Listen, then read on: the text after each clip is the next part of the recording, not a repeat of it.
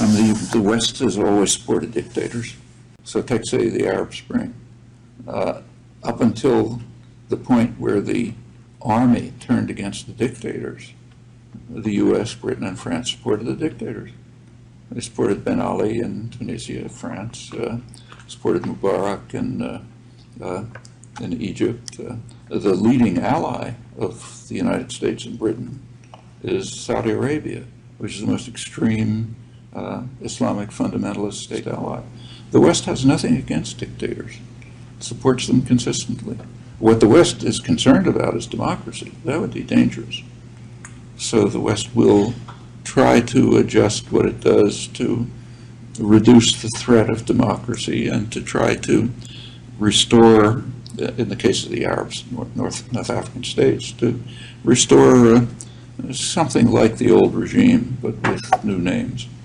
So in Egypt, for example, the United States is reasonably happy with the Muslim Brotherhood, which they don't care if they have Islamic, if they call for Sharia or something. What they care about is that they accept neoliberal programs, which they do. They're a business-oriented party which conforms to U.S. global economic principles, and so they're more or less acceptable. And in fact, it takes a certain genius not to see what's going on, because this is a pattern that is repeated over and over again. There's a kind of a routine game plan. When your favorite dictator is facing difficulties, what you do is support him to the last minute.